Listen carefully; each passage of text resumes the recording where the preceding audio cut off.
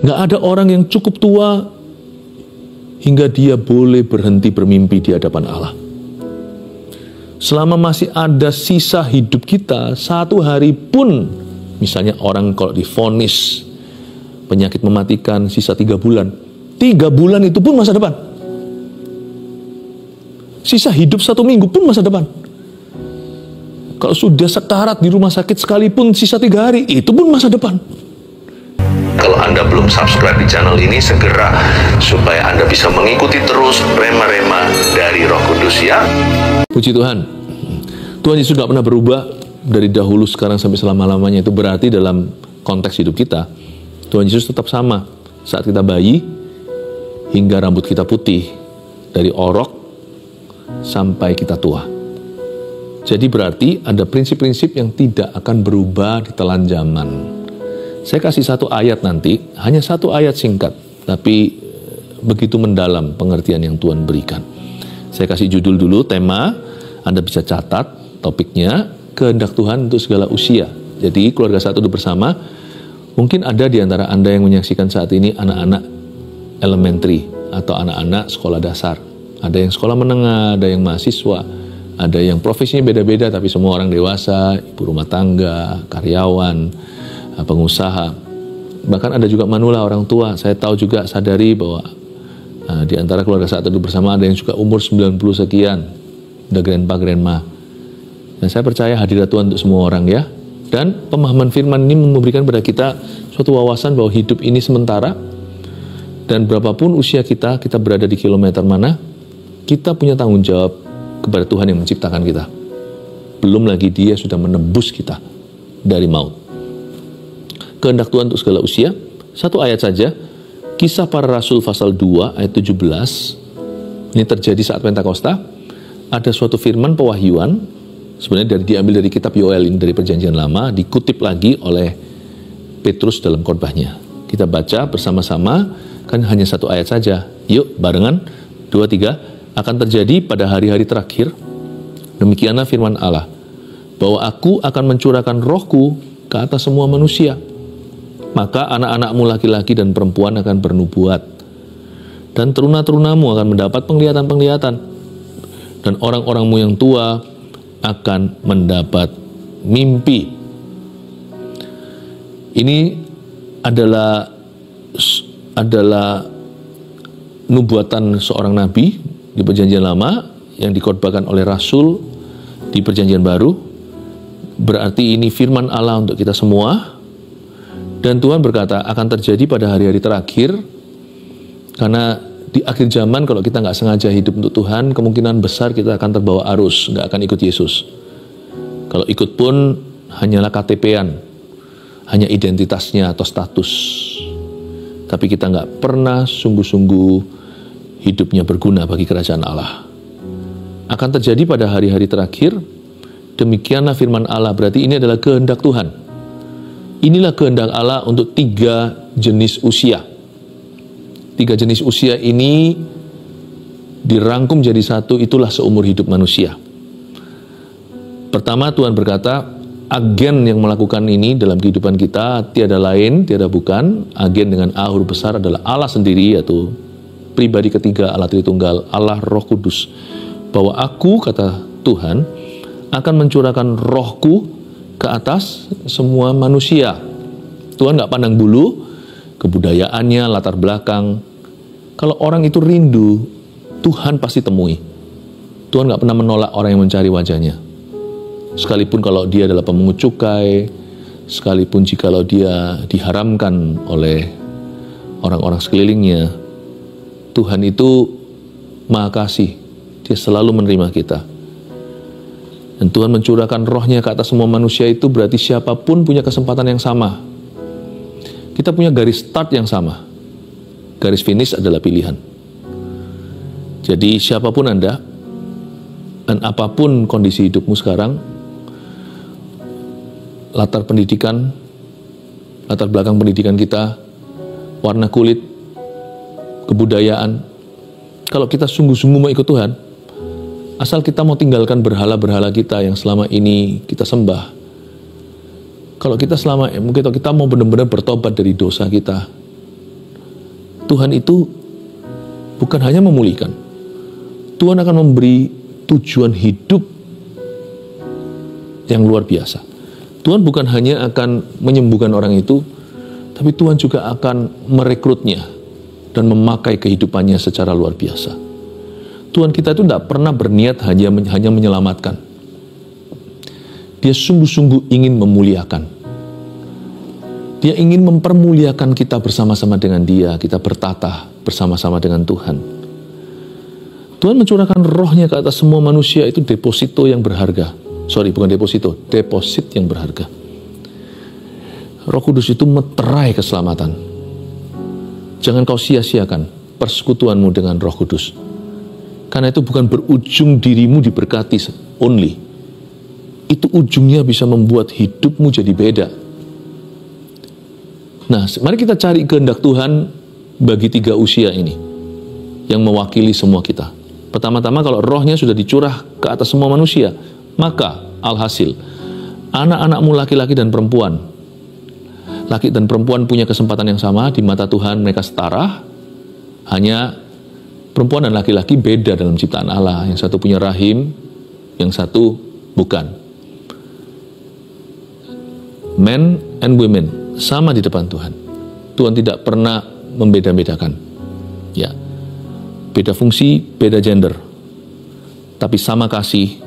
Dan Tuhan juga menawarkan kepada mereka kemuliaan yang sama apabila mereka mau percaya, apabila mereka sungguh-sungguh mengikut Dia dan buang segala sesuatu yang sia-sia.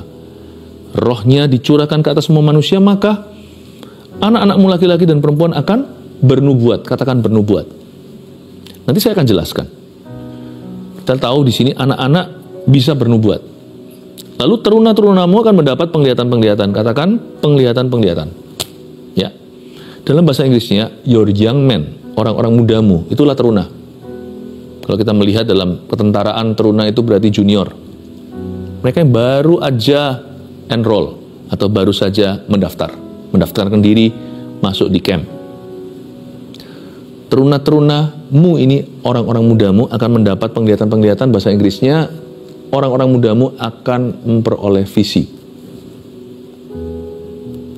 Lalu kemudian orang-orang tua. Dan orang-orangmu yang tua di sini bukan hanya yang baru tua, termasuk yang sangat tua. Ya. Dunia orang tua itu panjang. Dunia anak kecil itu pendek.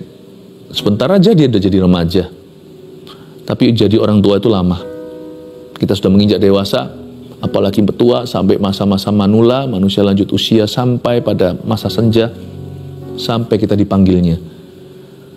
Orang-orangmu yang tua akan mendapat mimpi. Tuhan akan memberinya mimpi. Coba kalau Anda renungkan, hal ini seringkali dikhotbahkan, tapi mungkin dari angle atau sudut pandang yang berbeda. Semuanya saling melengkapi. Seringkali kita membaca ayat ini untuk melihat pekerjaan Roh Kudus yang supranatural, betul. Tetapi bisakah Anda melihat kesamaan antara nubuatan, penglihatan, dan mimpi?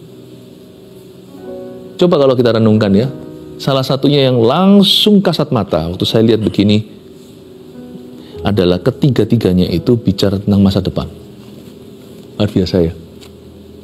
Tiga-tiga ngomong soal masa depan.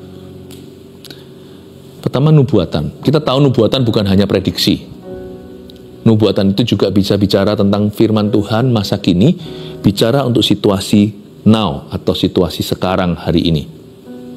Tapi tidak juga dipungkiri bahwa sebagian besar arti nubuatan, ya, paling tidak separuh maknanya itu bicara tentang apa yang akan datang. Kalau Anda baca nubuatan-nubuatan dalam firman, khususnya yang paling terkenal yaitu di kitab Wahyu, sebagian digenapi, sebagian besar masih belum. Nubuatan-nubuatan dalam Alkitab, khususnya Perjanjian Lama, berdirinya Israel, apa yang terjadi di sejarah dunia, banyak loh penggenapannya. Kalau Anda lihat, misalnya Daniel, mimpi penglihatannya, lalu bangsa A, bangsa B menguasai, lalu dikonquer, lalu dijatuhkan oleh bangsa C. Kita melihat semuanya itu dalam sejarah dunia sungguhan terjadi. Namun demikian, saya tidak bisa menyangkali bahwa sebagian besar sebagian nubuatan di dalam Alkitab itu masih tunggu penggenapan sampai nanti Tuhan datang. Jadi nubuatan itu bicara tentang masa depan, future tense, bukan masa lalu, bukan sekarang, tapi sesuatu yang sifatnya di depan. Penglihatan itu kan bicara tentang vision, bicara sesuatu yang kita akan lihat nanti, tapi dilihat dulu di dalam roh kita. Kita terima dulu dalam bentuk wahyu, bahkan hikmat-hikmatnya, dalam wujud janji.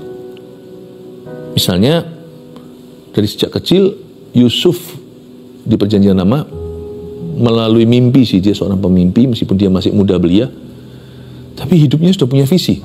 Suatu hari aku akan menjadi seorang pemerintah, suatu hari aku akan menjadi pemimpin, seorang penguasa, tanpa dia tahu bagaimana janji itu akan digenapi dan dia harus lalui apa. Anak muda sudah punya vision itu. Buktinya dia menggebu-gebu ceritakan sama koko-kokonya, kakak-kakaknya, sampai mereka cemburu, sampai mereka terjangkit iri hati. Yusuf dijual sampai berakhir di rumah Potifar. Penglihatan itu bicara tentang sesuatu that you see, sesuatu yang Anda lihat melabuhkan pandangan Anda jauh ke depan, sesuatu yang belum terjadi. Mendapat mimpi. Nah, ini biasanya orang tua udah gak bermimpi lagi, apalagi kalau sudah sangat lanjut usianya. Udahlah, segala sesuatu di hidupnya hanyalah masa lalu dalam bentuk memori. Ya, yang indah namanya nostalgia, yang kurang indah namanya ya penyesalan alias trauma. Orang tua biasanya tidak bermimpi lagi, apalagi yang sudah sangat tua. Tapi Tuhan melarang itu. Kalau Roh Kudus bekerja, kau harus bermimpi. Kalau Roh Kudus bekerja, kau akan bermimpi. Roh Kudus pasti membawamu ke masa depan. Tidak mungkin menarik Anda kembali ke masa lalu. Orang yang hidup di masa lalunya dan terikat dengan masa lalunya, baik itu glory maupun penyesalannya, orang yang terus-menerus gembar-gemborkan dulu dia gimana, dia sudah nggak ngikut Roh Kudus lagi. Paling tidak sudah tidak setapak kaki dengan Roh Allah, sudah tidak lagi berjalan di jejak-jejak Kristus. Sebab Kristus tidak akan membawamu ke situ. Yang paling suka bawa kita ke sana siapa? Ayo, setan. Setan paling suka ungkit-ungkit sesuatu yang di belakang. Karena dia memang takut kalau diingatkan apa yang terjadi dengan dia nanti di depan. Karena dia pasti akan berakhir dilemparkan ke dalam lautan api. Dia nggak mau kita melihat ke depan, karena dia tahu di depan dia kalah. Makanya setan itu jagoan kalau bicara sesuatu yang di belakangmu. Selalu ungkit-ungkit masa lalu. Makanya itu orang yang hatinya tidak penuh Roh Kudus, tapi penuh roh jahat, kan suka menuduh-nuduh sesuatu yang sudah dulu.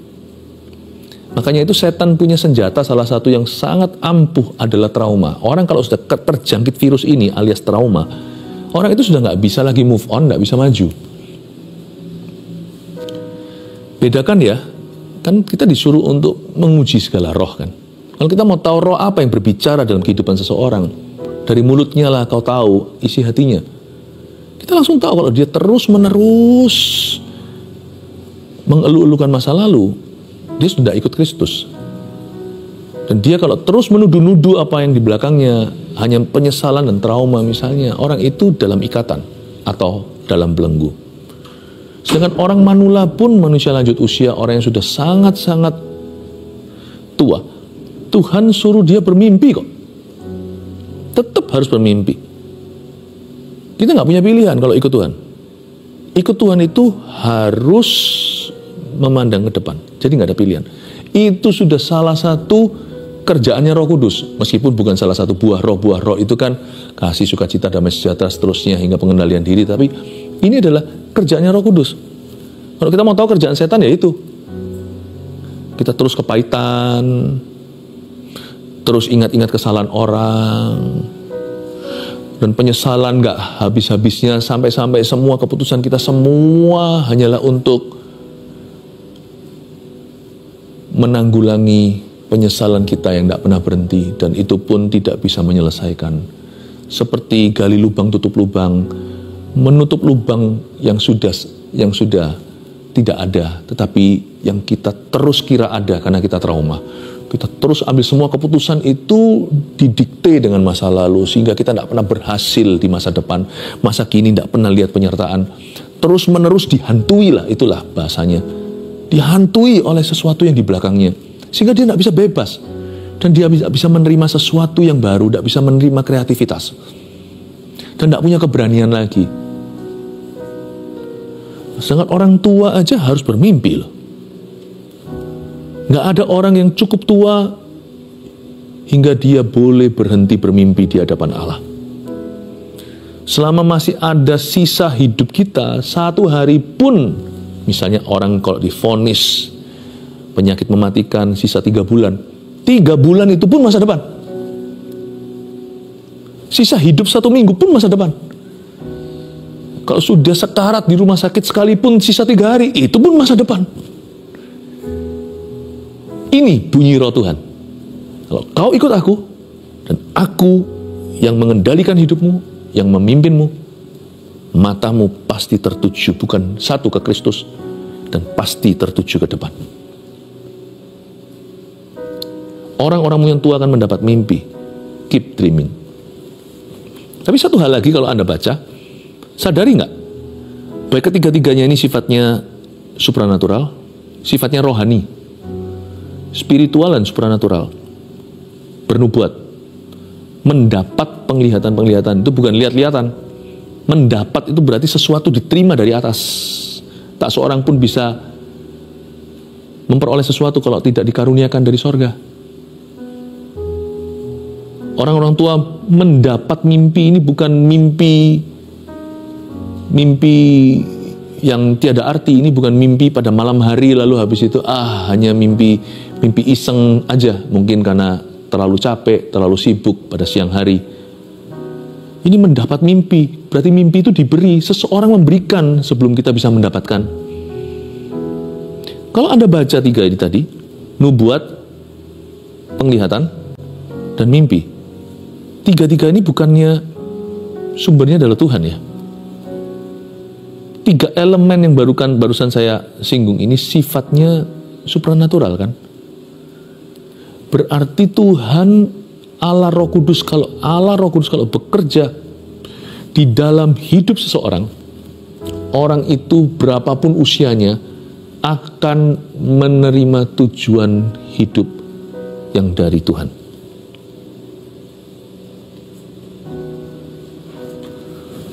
Misalnya tujuan hidup yang dari Tuhan itu bedanya apa sama tujuan hidup kita sendiri? Manusia bisa punya tujuan yang lumrah. Misalnya, aku ini sekolah, masih di bangku kuliah. Tujuanku adalah tujuan hidupku. Nggak salah. Tujuan hidup itu ada yang salah, ada yang biasa, ada yang netral, ada pula yang supranatural, ada pula yang dari Tuhan.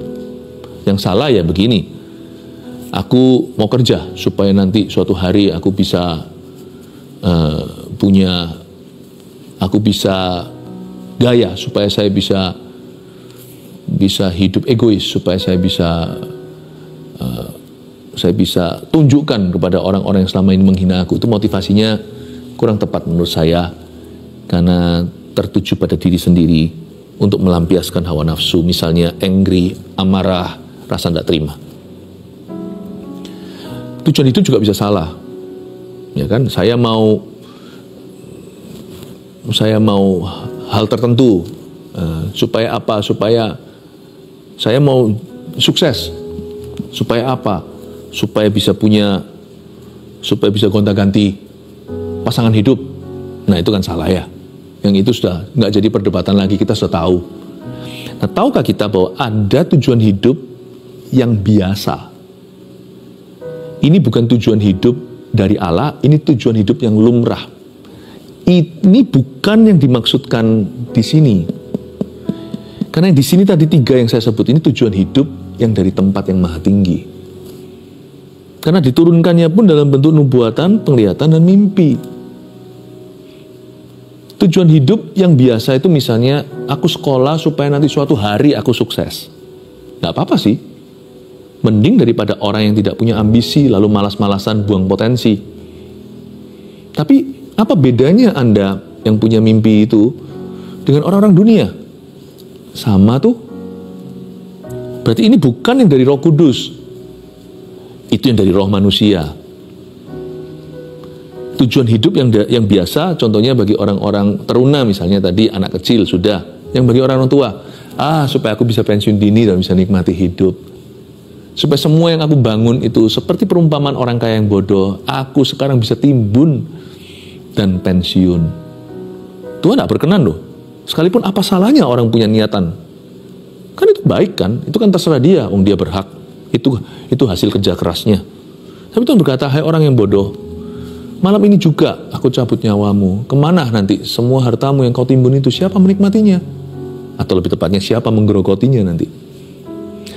Tuhan tidak berkenan. Kenapa? Karena hidup kita tidak boleh menjadi satu talenta yang disimpan di bawah tanah, main aman. Tuhan mau kita mengelola. Dalam perumpamaan itu diajari tentang pengelolaan. Tapi tujuan kita dapatkan dari ayat-ayat seperti ini. Kita mengelolanya untuk Tuhan, untuk kemuliaan Tuhan. Dan kemuliaan Tuhan itu bukan sesuatu yang lumrah. Sebab orang-orang yang tidak kenal Tuhan juga punya tujuan hidup yang biasa. Fine-fine saja, tidak merugikan siapa-siapa, juga tidak menghujat Allah. Tapi kenapa Tuhan tidak ada dalam hidup mereka? Karena mereka sama dengan orang yang punya satu talenta, disimpan di bawah tanah, seenak saya, seenak gua. Itu bukan untuk kemuliaan Allah. Hidup ini pemberian, hidup ini kesempatan. Sisa hidup kita itu anugerah. Tidak boleh kita pakai untuk sesuatu yang lumrah. Apalagi kita sudah lahir baru. Pada hakikatnya, pada dasarnya, kita semua itu ciptaan baru. Bukannya aku lagi yang hidup, tapi Kristus dalamku. Kita tidak boleh hanya targetkan sesuatu yang biasa. Karena dosa bukan melanggar firman Allah saja. Dosa itu bukan hanya melakukan sesuatu yang salah. Dosa itu tahu apa yang benar, apa yang tepat. Tapi kita nggak nyampe ke sana karena kesengajaan atau kemalasan. Karena kita mengabaikan. Dosa itu tahu apa yang baik, namun kita tidak lakukan. Itu juga adalah dosa. Tahukah dalam bahasa Yunaninya kata sin, dosa itu berarti missing the mark. Dosa itu bukan melakukan sesuatu yang rusak, tapi missing the mark. Missing the mark itu misalnya kalau Anda lihat ya, itu loh olahraga apa itu kalau yang pakai jarum yang dilemparkan di lingkaran, di dalam lingkaran, di dalam lingkaran, di dalam lingkaran, tengah-tengahnya itu bullseye katanya, atau mata sapi, mata kerbau ya. Apa itu bullseye? Karena ke tengah itulah juara. Yang sampai ke tengah itu juara satu. Itu sulitnya bukan main, itu presisi. Dosa itu missing the middle point. Dosa itu adalah missing the mark. Gak kena ke target tengah, bullseye-nya. Hidup kita mungkin gak bisa bullseye, saya sadari. Karena kita itu masih belajar banyak dari kesalahan dan gak ada manusia sempurna. Tapi tujuan hidup kita harus sempurna. Hidup kita bisa disempurnakan ke arah tujuan, tapi tujuan hidup kita sendiri harus sempurna. Lalu kalau tujuan kita salah, betapa salahnya hidupmu. Kalau jendela jiwa mata kita gelap, betapa gelapnya tubuhmu. Guru kencing berdiri, gurunya sendiri nggak ngerti apa yang benar, atau tata krama, muridnya akan kencing berlari. Maksud saya adalah tujuan hidup nggak boleh salah. Dan jangan yang lumrah. Karena kita anak-anak Allah. Kita warga negara sorga. Sekalipun kita masih hidup di dunia, kita juga warga negara setempat. Tapi inside, in our heart, di dalam hati kita, kita itu adalah milik Allah. Karena itu tujuan hidup yang lumrah misalnya bagi orang tua adalah, ya sudah aku mau nikmati hidup. Nggak boleh itu, kalau Roh Kudus bekerja, orang tuanya akan mendapat mimpi dari Tuhan. Kalau Anda baca tiga-tiganya, kita sadari bahwa ketiga-tiganya berbicara tentang tujuan yang lebih tinggi. Tujuan yang lebih tinggi. Apakah hidupmu driven by God's purpose? Disetir oleh tujuan ilahi? Atau ya lumrah aja sama seperti orang-orang berdosa yang tidak kenal Allah? Jangan sampai kita seperti tanaman atau tumbuhan, seperti pohon yang menyia-nyiakan tanah. Sehingga Tuhan berkata, dia tidak berbuah. Dia ada tidak ada, sejak Adam dan Hawa, orang ini tidak membuat perbedaan. Dia hanya menyerap saja nutrisi. Dia hanya mau keselamatan, hanya mau berkat-berkat Tuhan. Tapi hidupnya tidak berguna bagi kerajaan Allah. Dia adalah satu talenta yang disimpan ke tanah, yang nanti menunggu kata enyahlah dari mulut Allah. Anda baca ya tiga-tiga ya. Ternyata tiga-tiga ini bicara tentang tujuan yang dari Tuhan. Pertanyaan saya adalah, sudahkah Anda punya tujuan yang dari Tuhan dalam hidupmu? Saya punya. Saya punya. Gereja tempat saya gembalakan juga punya. Dan mungkin kalau Anda belum punya, penting untuk Anda masuk ke hadirat Allah, minta sama Roh Kudus untuk wahyukan tujuan hidupmu. Catat dalam satu kalimat, mengapa Anda hidup? Mengapa Anda sekolah? Untuk apa karir Anda? Seumur hidup Anda loh, sampai mati atau sampai Tuhan datang, itu untuk apa? Dan tentunya kalau Anda belum punya yang namanya tujuan hidup yang lebih tinggi, yang sifatnya korporat, dengan senang hati GMS yang saya gembalakan meminjamkan visi itu, dan kami selalu welcome. Dan kami punya visi untuk membangun 1000 gereja lokal yang kuat dengan 1 juta murid Kristus. Itu bukan banyak-banyakan gereja. Kenapa masih harus diperlukan perintisan? Karena bahkan di seluruh dunia ini, tidak semua gereja yang sudah existing, yang sudah ada itu masih memberitakan Injil. Tidak semua. Bukan tugas kita, karena Tuhanlah hakim dunia dan Tuhanlah kepala gereja. Tugas kita adalah taat saja. Kita lakukan bagian kita untuk membuat perbedaan di dunia. Saya percaya salah satu worthy cause atau salah satu proyek ilahi yang patut kita perjuangkan di hidup ini adalah membangun komunitas-komunitas Kristus di mana-mana itu menjadi perubahan, karena dia tidak sifatnya hit and run, tabrak dan lari, datang dan pergi seperti asap saja, seperti gas pada sebuah minuman soda yang dibuka langsung hilang. Kalau kita hanya datang KKR, kebaktian kebangunan rohani, lalu habis itu kita cabut lagi, kapan kita bisa memuridkan mereka seumur hidup dan seluruh hidup mereka? Jadi saya dengan senang hati menawarkan pada Anda, kalau Anda belum punya iman korporat atau tujuan hidup yang korporat bersama-sama, karena itu align ya, itu semuanya itu paralel. Tujuan hidup kita dan tujuan hidup gereja itu selalu paralel. Berbahagialah kita yang ditanam di tempat yang subur, di mana ada air, di tepi aliran air. Itu selalu paralel. Kalau Anda belum punya, dengan senang hati saya tawarkan dan pinjamkan supaya Anda juga bisa memperjuangkan visi yang Tuhan beri pada kami. Karena visi ini masih jauh belum digenapi. We need you. Kami butuh orang-orang yang bersedia. Tapi kalau Anda sudah punya tujuan gereja, bukan di GMS, tujuan hidupmu sudah align atau sudah paralel dengan ini, puji Tuhan. Teruskan, kita harus fokus, kita harus konsentrasi, karena sekali kita melangkah kaki, itu seumur hidup sampai mati. Jangan gonta-ganti, karena kenapa? Karena itu membuat kita jadi nggak fokus, membuat kita tidak pernah mematangkan apa-apa. Semua yang kita kerjakan itu setengah jalan, dan tidak ada satupun sempurna di hadapan Allah, Bapa kita. Yang terakhir, ya kalau Anda baca ini, apa yang saya dapatkan? Coba perhatikan kalimat bahwa aku akan mencurahkan rohku ke atas semua manusia. Roh tidak dicurahkan ke atas nubuatan, ke atas mimpi dan penglihatan. Dia dicurahkan ke orangnya. Orangnya yang dicurahkan. Rohnya dicurahkan ke atas semua manusia, bahasa Inggrisnya on all flesh. Dalam bahasa Yunani juga sama, jadi artinya dalam manusia atau ke atas daging dan darah dan daging. Jadi ke atas orangnya ternyata. Peduli amat mimpinya setinggi langit, visinya sebesar seluas bumi, ya, atau nubuatannya hebat. Semua nanti tergantung orangnya itu intim atau tidak, dekat atau tidak dengan Roh Allah. Apakah orang itu bersekutu erat dengan Roh Kudus? Karena itu saya lihat di tiga hal ini, Tuhan suruh kita, baik sebagai anak kecil, teruna maupun orang tua, kita harus mempersembahkan hidup kita, termasuk tubuh kita sebagai persembahan yang hidup. Kita harus memberi diri untuk jadi alat di tangan Tuhan, untuk menjadi instrumen kasih karunia, untuk menjadi kendaraan Allah, untuk menjadi vessel, menjadi saluran berkat. Kita harus mempersiapkan diri kita untuk jadi berkat. Kita harus menawarkan diri, ini aku, utuslah aku, seperti Yesaya ketika ditanya siapa bisa pergi untuk aku, ini aku. Ketika Allah Tritunggal berkata siapa akan pergi untuk kami, siapakah yang akan kami utus, ini aku, utuslah aku. Kita harus memberikan diri, menawarkan diri, maju ke depan dan berkata, Mimi, ini aku Tuhan. Aku mau hidup sebagai jawaban dan penggenapan nubuatan itu. Dari ayat ini saya baca, Roh Kudus itu ingin bermitra. Dia ingin membangun yang namanya partnership dan fellowship with you. Dia ingin bersekutu dengan kita. Dan dia ingin mengubah kita, mengupgrade kita.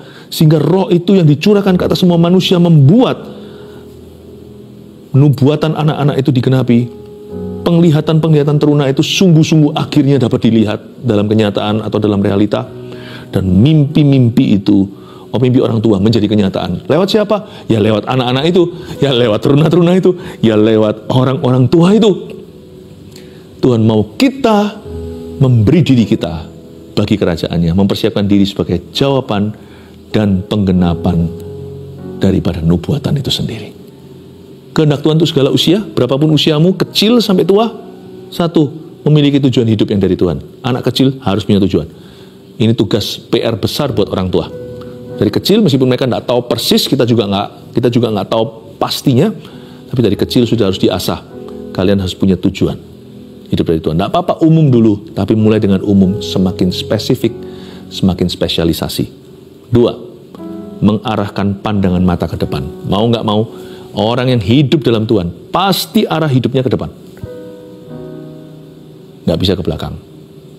Ingat ya, tidak ada Roh Kudus ketika kita menoleh ke belakang terus. Kecuali kalau kita bisa belajar sesuatu dari kesalahan, bolehlah. Tapi jangan menoleh ke belakang untuk arah tujuan. 3, mempersiapkan diri sebagai jawaban dan penggenapan. Jadi sampai kapanpun, siapapun kita, usia berapa, kita tahu bahwa kita harus mempersiapkan diri sebagai anak kecil, sebagai orang muda, mahasiswa, dan sebagai orang tua yang kayaknya udah usia pensiun. Kita tetap harus setiap hari mempersiapkan diri sebagai jawaban yang baru, grace, sebagai penggenapan yang fresh atas nubuatan Allah yang akan digenapi di dunia ini, di radius Anda. Tiap hari kita mempersembahkan hidup. Jadikan aku Tuhan jawaban. Jadikan aku kepanjangan tangan. Jadikan aku penggenapan akan janjimu bagi orang-orang di sekelilingku. Jangan mati dulu, jangan pikiran mati. Karena pikiran kita dibutuhkan secara segar, karena Tuhan masih mau memakai sisa hidup kita, entah berapa panjang, hanya Tuhan yang tahu. Tapi Tuhan hendak memakai kita di depan sana sebagai jawaban, terang garam, dan penggenapan dunia. Penggenapan janji Tuhan atas dunia ini. Maukah Anda seperti Yesaya berkata, ini aku, utuslah aku? Kalau Anda mau, Tuhan langsung meresponi dan Tuhan mengurapi. 1 Petrus 4 ayat 7. Kesudahan segala sesuatu sudah dekat. Karena itu, kuasailah dirimu dan jadilah tenang, supaya kamu dapat berdoa. Saudara yang terkasih, terima kasih telah mendengarkan firman Tuhan hari ini. Jangan lupa untuk dukung terus channel ini dengan cara subscribe, like, share, dan juga komen, agar saudara kita yang lain juga boleh terberkati. Tuhan Yesus memberkati kita.